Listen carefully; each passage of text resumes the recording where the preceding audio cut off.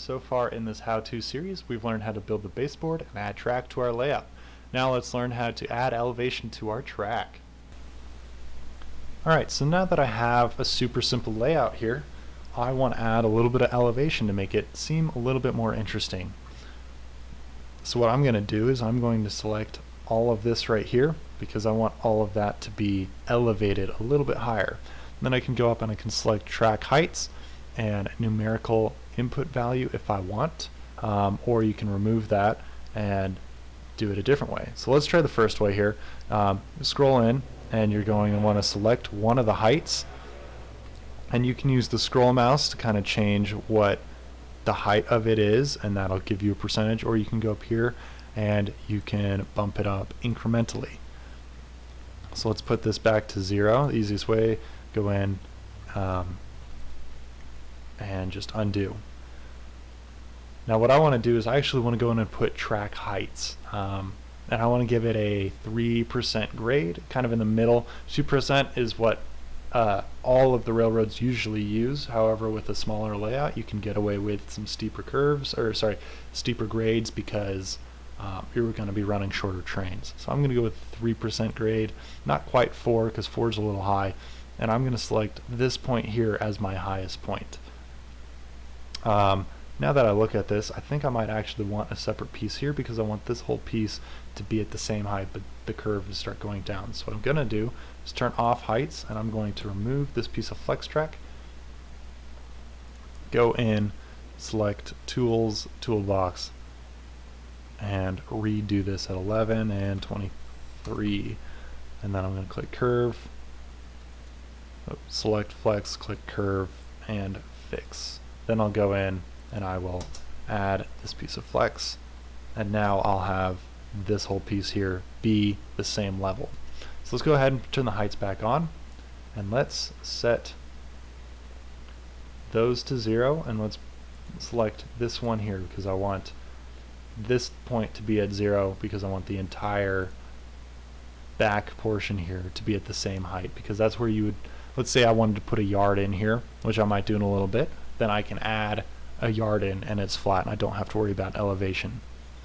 So let's go here, select this. I'm going to turn my numerical height input on, and I'm going to select this piece. Now this is going to change the height of this side of this curve, and let's initially just scroll up using the scroll wheel up to a 3% grade. Now I can't quite get a 3% grade because of the way this is set up. I can get 2.9 or I can get 3.2. That's where the numerical value comes in really handy.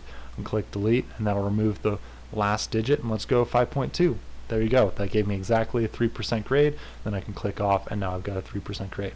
I can select the next piece of track, and as you can see, it's now matching the previous track at that height. I'm going to select this piece, and I'm going to go up to a 3% grade as well, and as you can see here, I can now go between 2.5 and 3.4, so I'm going to drop this down to 6.2, not quite enough, 6.5, closer, 6.6, a little high, so let's go back to 6.5 because I want it closer to 3 than a little over. A little under is probably fine. Now I want to match those exact heights over here, so I'm going to select this piece here. I'm going to type in 0.65, and this piece here at 0.52. So now I've got equal elevation on both sides, and you'll see said elevation in the track plan. Now with this not being exactly that high, it's pretty hard to see it, so let me go in and make it a little bit more extreme here. See if we can't get a little bit more elevation out of this, just so it's easier to see. So I'm actually going to make these 2 points now 0, and select this piece of track because I want to see the elevation on this side, not compared to this point here.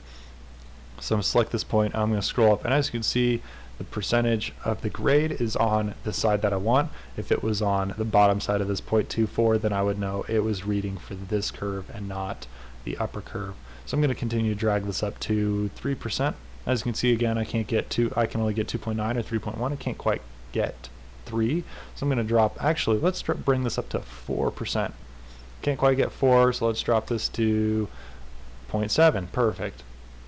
And now we'll select this piece again, and we can go up and get that to 4% as well. Let's try 0.4. Perfect, 1.4. Now let's say I wanted to let me turn off this input. Let's say I wanted to just get a general curve over a whole piece here. Let me put these back to 0 and put this one back to 0. Let's say I wanted to get a gentle rise over all 3 of these pieces. I can just select those 3 heights, select this height specifically, and start adjusting the height. And as you can see, the number here is changing as well. I actually want all of these pieces, so let's do it that way. And we'll bring that up to a 4% grade.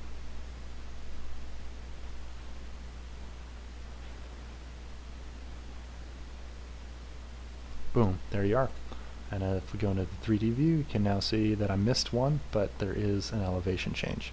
Thank you for watching this How to Use Scarm video by the Sierra Pass Railroad. Make sure to like this video or leave a comment below if you have anything that I missed or what you would like to see in the future. Also make sure to subscribe so that you do not miss out on future how-to videos or layout updates. Thank you for checking out the channel and watching this video. Have a good one.